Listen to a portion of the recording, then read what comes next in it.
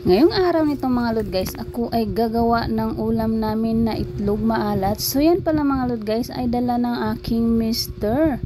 So hindi ko na alam kung saang lugar yun, nakalimutan ko na. Ang dami-dami naman kasing lugar na pinupuntahan ng aking mister. So ayan mga lod guys, ang dami naming itlog maalat. So isang tray pala yan. So yung iba pala ay binitbit ng aking mister. So ayan mga lod guys, dahil wala tayong kamatis, so pipino na lang ang ilalagay natin. Mga lod guys, ang mahal pala ng kamatis ngayon. Wala kaming kamatis dito sa bahay. So masarap naman yung pipino kung ihahalo natin sa ating itlog maalat. So ayan pala mga lod guys, panoorin nyo na lang kung paano ba yung gagawin namin, kung paano kami magki-cravings ng itlog maalat.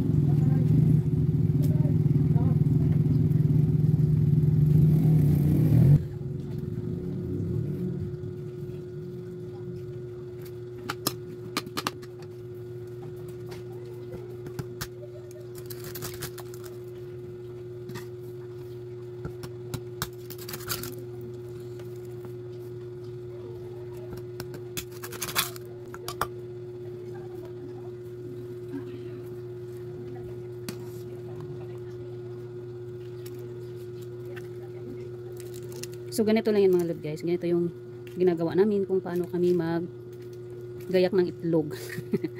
So sinong mahilig dyan sa itlog maalat? Sarap nito mga lod guys. Ito.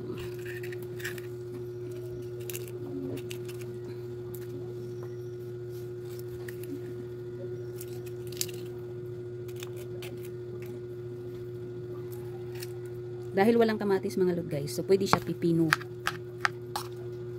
Masarap din siya na may pipino. Ito naman.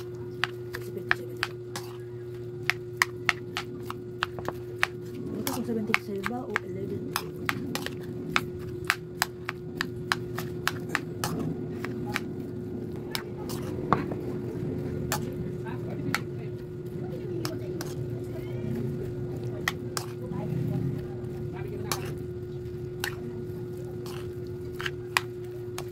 So pwede nyo rin siya lagyan ng suka mga lod guys, ng kaunti. So ayan. So ganyan yung mag-ano kami ng itlog maalat. So yung iba naman mga lod guys, sila na lang yung nag-ano. Pero sa akin kasi mga lod guys, mas gusto ko yung ganito. Ayan. So ayan.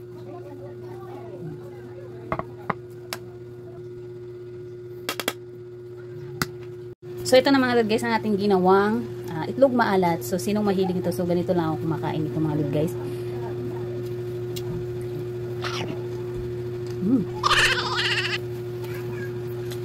Sarap. Sarap. Ganito lang ulam mo. Perfect.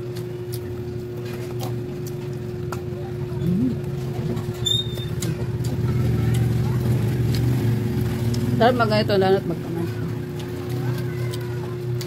Ganito lang ulam mo, perfect. Hindi pa sa gamal. Tama. Kain tayo.